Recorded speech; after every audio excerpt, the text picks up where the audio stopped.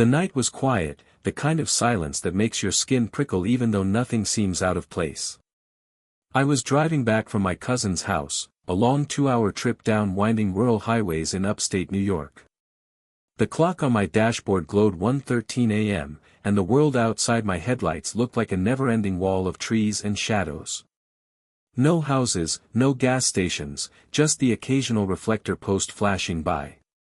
I like night drives usually, they cleared my head, but that night something felt different, heavy in a way I couldn't put into words. About 30 minutes into the trip, I noticed a figure on the side of the road.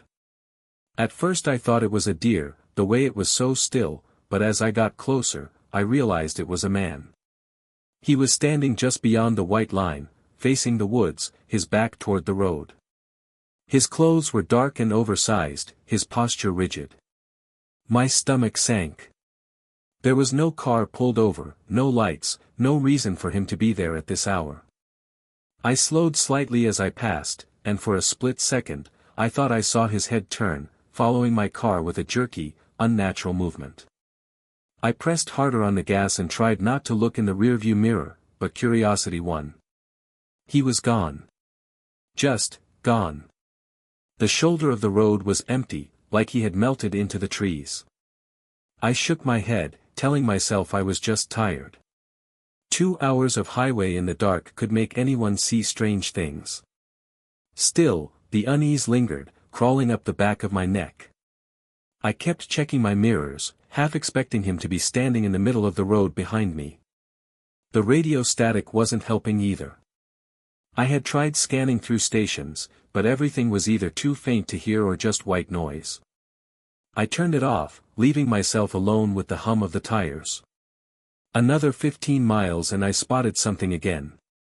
This time, my headlights picked up what looked like a broken-down vehicle pulled halfway into the grass. The hood was open, smoke, or maybe steam, drifting up into the cold air. A woman stood next to it, waving her arms slowly, like she was trying to flag me down. Her hair was long, and even though her face was shadowed, I could tell she was smiling. That smile didn't look right. It was too wide, stretched in a way that didn't match the situation.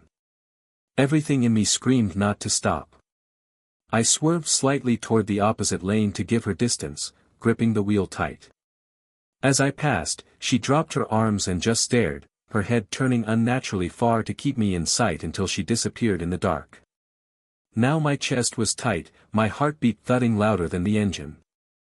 I glanced into the mirror again and froze. She wasn't standing by the car anymore.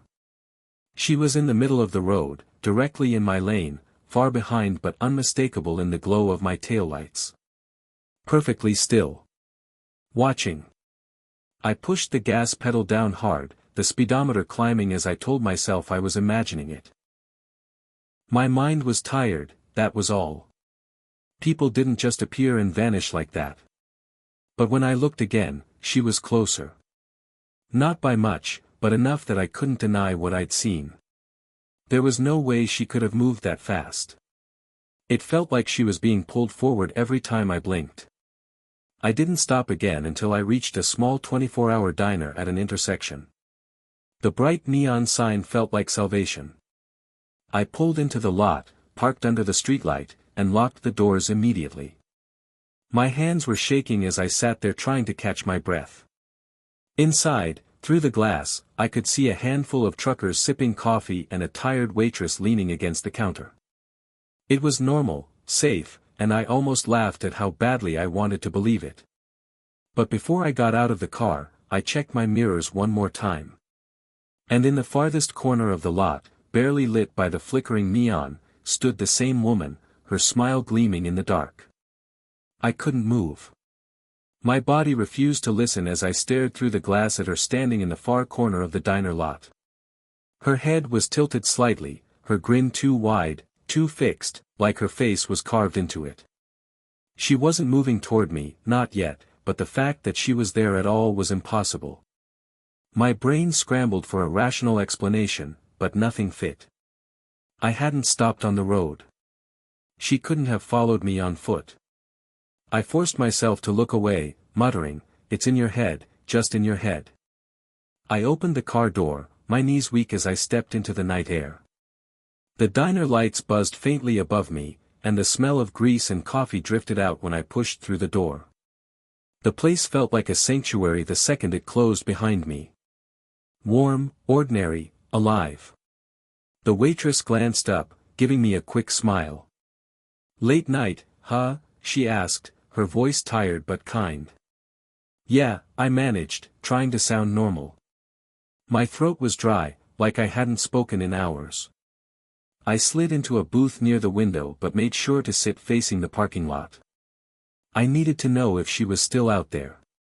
When the waitress brought me a cup of coffee, I forced a smile and asked, "Did you notice anyone outside? Maybe a woman near the corner of the lot?" She frowned slightly, following my gaze. "No. Just you pulling in. You okay, hon? You look like you've seen a ghost." That word, ghost, made my stomach flip. I thanked her, pretended to sip the coffee, and kept my eyes glued to the glass. At first, the lot was empty. The woman was gone. Relief started to creep in, but it didn't last. Out of the corner of my eye, I caught something shift. When I turned my head, I swore I saw her reflection in the glass, standing just behind me in the diner. My heart jumped into my throat. I spun around, nearly knocking over the mug. No one was there. Just the waitress scribbling an order and the truckers talking quietly among themselves. I stayed in that booth for nearly an hour, trying to convince myself it was exhaustion messing with me. I told myself I'd had too much caffeine earlier, that the road and the darkness were playing tricks. The woman, the man by the trees, it was all my brain misfiring. That had to be it. By the time I left, the lot was still empty, no sign of her. I took a deep breath, telling myself I was safe, and climbed back into my car. The first 20 minutes back on the highway were uneventful. The coffee had me wired, but the familiarity of the road lulled me into a fragile calm. The headlights stretched out in two perfect beams, the asphalt smooth beneath my tires. But then I saw something in the distance, a faint shape just beyond the glow of the lights. At first, it looked like roadkill or maybe a piece of debris. As I got closer, the shape rose. My blood turned to ice. It was her. She was standing dead center in the lane, her arms hanging limply at her sides, that same horrible smile plastered across her face. I swerved hard, the car jerking toward the shoulder as my horn blared. My tires screamed against the pavement, but when I looked in the rearview mirror, bracing myself to see her crumpled on the road, the lane was empty. She hadn't moved out of the way, she had simply vanished. Panic surged. My breaths came sharp and ragged, my knuckles white on the steering wheel. I floored the gas, speeding faster than I'd ever dared on those roads. Trees blurred past, and every time I blinked, I half expected her to be standing in the middle of the highway again. And then the radio came on by itself. The static blared suddenly, making me jolt so hard I nearly veered off the road. I reached for the knob, but before I could turn it down, a voice crackled through the noise. A woman's voice. Whispering. My name. Over and over.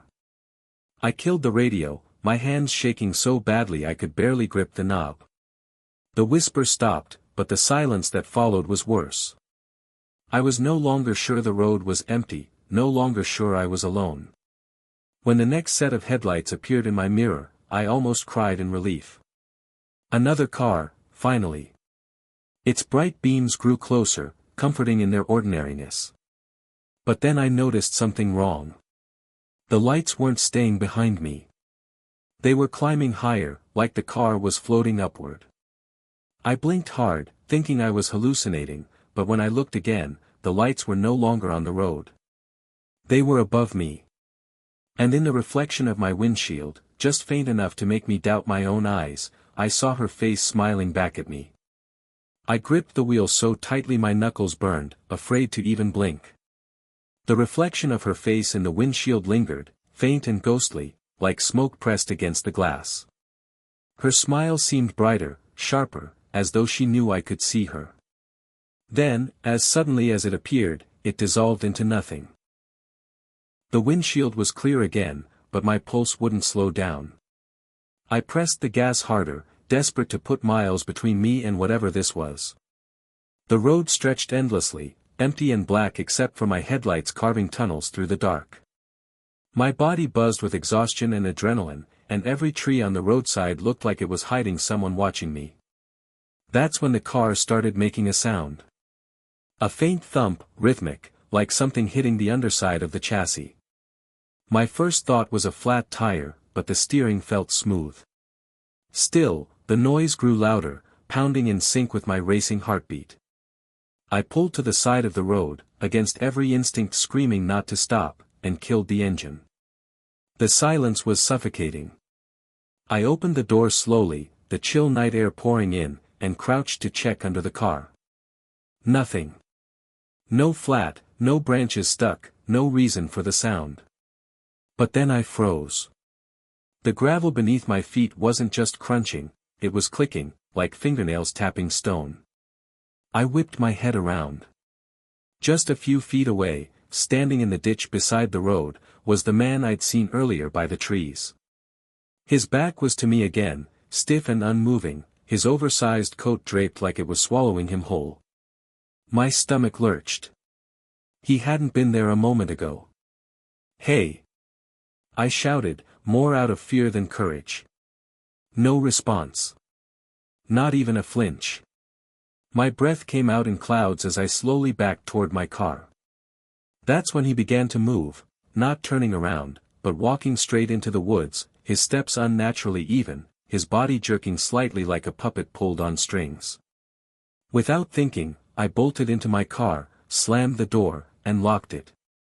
The second the engine roared back to life, I sped away, gravel spitting from my tires.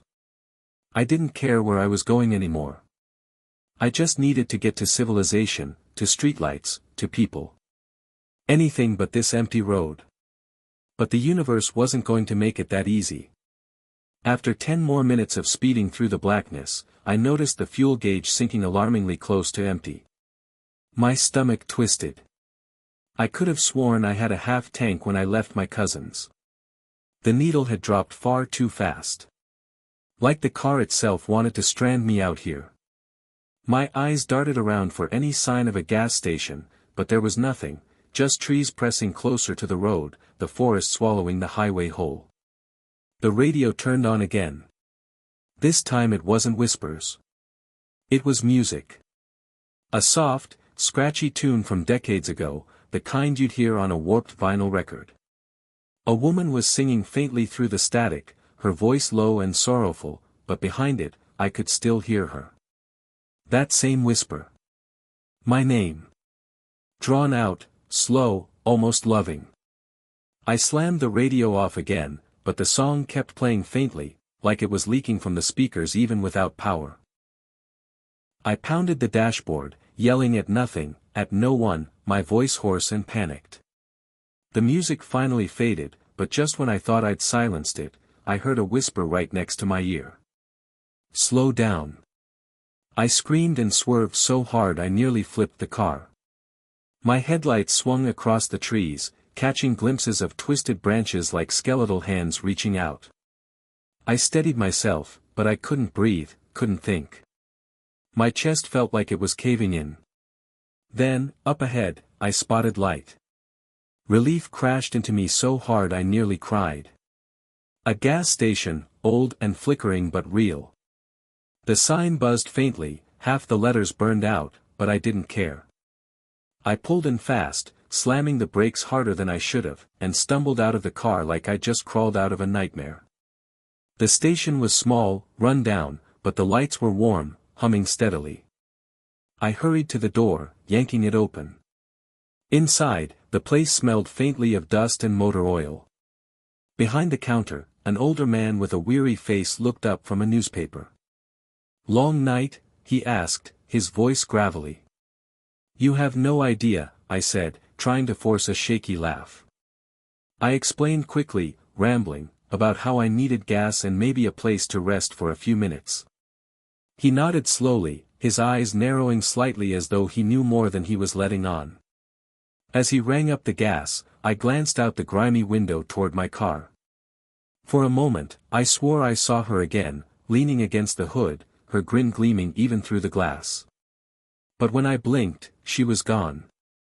The man followed my gaze and muttered, "Don't look too long. That's how they get closer." I turned to him, my blood running cold. "What do you mean?" He folded his newspaper calmly, his eyes locking onto mine. "You picked up something on that road, didn't you?" he said. "And it's not planning on letting you go." His words hit me harder than the chill outside. I stared at him, my mouth opening but no words coming out. He didn't look like he was joking. His wrinkled hands folded neatly on the counter, his expression calm but his eyes sharp, like he'd seen this before. "What do you mean I picked something up?" I finally asked, my voice cracking. The old man leaned back in his chair, the fluorescent lights buzzing faintly above us. "You ever heard of the hitchhiker's shadow?" he asked. "Old stories. People say if you drive certain roads at night, you don't just see people, you take them with you. Spirits, curses, whatever you want to call it. They find you on the highway, and once you see them, they see you. And they don't let go easy." I wanted to laugh it off, to say he was feeding me a ghost story, but the knot in my stomach told me otherwise. I'd seen the man by the trees. I'd seen the woman smiling on the road. I'd heard her voice whispering my name. Then what do? I whispered. His eyes flicked to the door, to the dark road stretching outside. "Drive fast. Don't stop unless you have to. And whatever you do, don't look back. That's how they draw closer. Once you give them too much attention, it's over." A cold shiver rattled down my spine. My instincts wanted to demand more answers, to beg for some ritual or way to get rid of them, but the old man just looked at me with a grim kind of pity.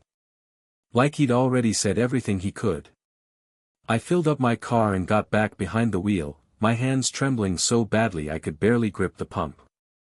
The gas station lights felt like the last barrier between me and the blackness of the road, and driving away from them was like stepping off a cliff. But I didn't have a choice. The highway swallowed me again, the forest pressing closer, and the silence in the car felt suffocating. I turned the radio dial just to have some sound, but all I found was static. No voices this time, no songs, just that endless hiss. I let it play quietly, telling myself it was better than silence. Miles passed, though I couldn't tell how many. My eyelids grew heavy, exhaustion gnawing at me, but every time my head dipped, I saw her face in the blur of my half-dreams, smiling, waiting. So I forced myself awake, slapping my cheeks, gripping the wheel tighter.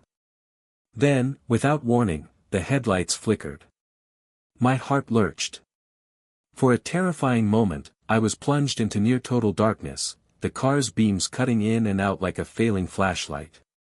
In the flashes of light, the road appeared broken, warped, wrong. The trees seemed to lean closer, their branches curling toward me like fingers. And then I saw her again. This time, she wasn't far away. She was in the passenger seat. I screamed, jerking the wheel so violently the car swerved onto the shoulder, gravel spitting out beneath the tires. My whole body shook as I forced the car back into the lane, glancing to the right. The seat was empty.